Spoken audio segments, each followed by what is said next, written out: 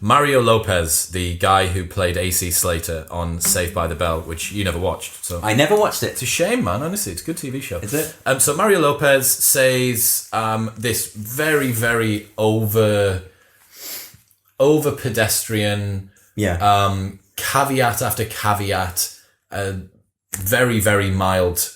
I'm not sure if 3-year-olds should be allowed to change their gender. Yeah. That's essentially what he says.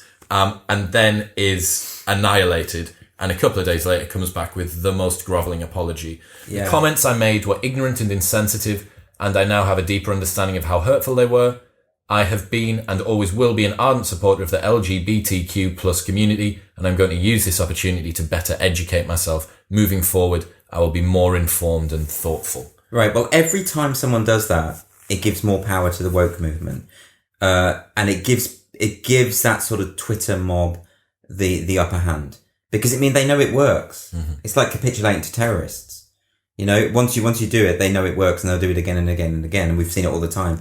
People are forced to apologise for things they said years ago, mm-hmm. things that probably weren't even that offensive. Mm-hmm. That's not offensive. That's an opinion. Mm-hmm. So, and if either he believed it or he didn't, right? If he believed it, stand by it. Yeah.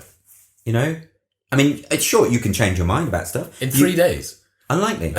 To that degree. What you're actually having is a lot of pressure from, people can say to him, but maybe someone sat him down and said, oh, think about this. And he did change his mind. That's possible, right? Mm-hmm. Even in that case, I would advise not apologising, mm-hmm.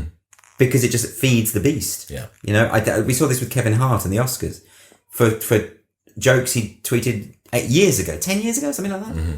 And they were jokes. Doesn't matter if they're offensive. They were jokes. I don't care. Again, but good for him. He didn't apologize. He said, I apologized at the time. I'm not going to keep apologizing for this. Yeah. Did you see the Liam Neeson thing about, was it in February time? Yeah. Where he said that his close family member had been sexually assaulted by a black guy. Yeah, so he walked around his hometown with a kosh. Yeah. Just going into black neighborhoods, hoping to find someone that was associated. Yeah. And you're like, well, hang on a second, what's this guy supposed to say? Because I found, although it's obviously quite a dark story, I found it very, very interesting. I was like, oh my gosh, this is how would I feel?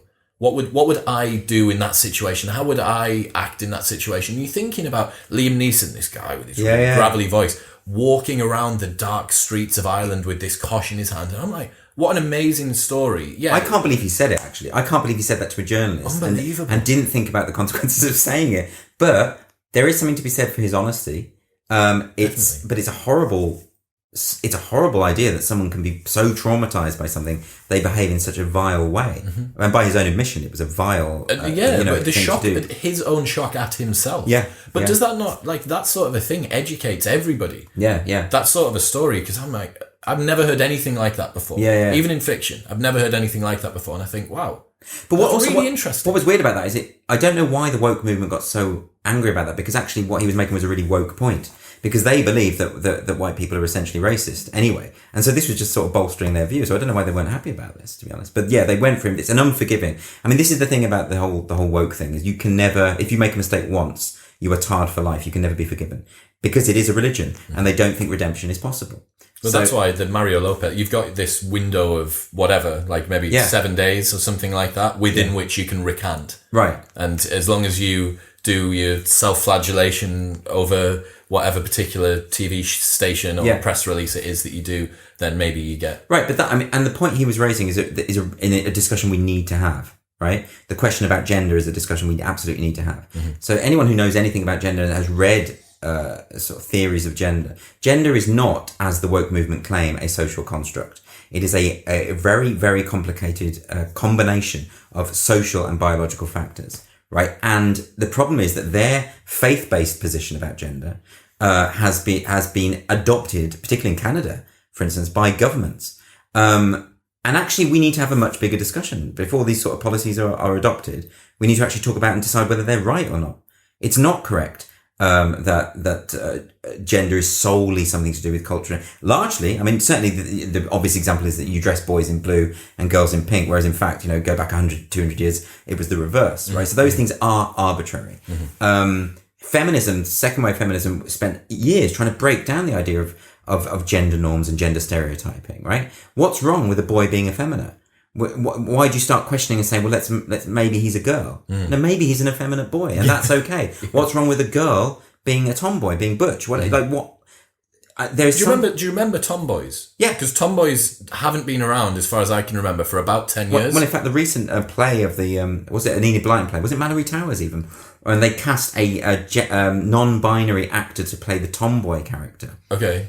It was an Emma Rice production. No, this says a lot. That it's almost like the concept of a butch girl is now something we don't understand anymore. No, that's a boy in a girl's body. This is deeply conservative, right? It's hugely conservative. I saw a documentary about trans kids where the parents were talking about they said that we've got this little girl now and we're so happy because we don't have to watch our little boy mincing about basically like a little gay, right? So we fixed him. We fixed the problem, you know? You can't say that. No, it's said, and without any sense of self-awareness, but actually that points to a very interesting thing about the trans debate, which we're not really addressing, is to what extent is this actually just a rehabilitated homophobia? To what extent is this just us fixing people into rigid ideas of what it means to be a man and what it means to be a woman? I remember seeing a debate between a performance artist called David Hoyle and Lauren Harries, who is a transgender woman, was formerly a man, was formerly male. And Lauren said, during the interview, she said, I always knew I was a woman because I used to buy lots of shoes, right?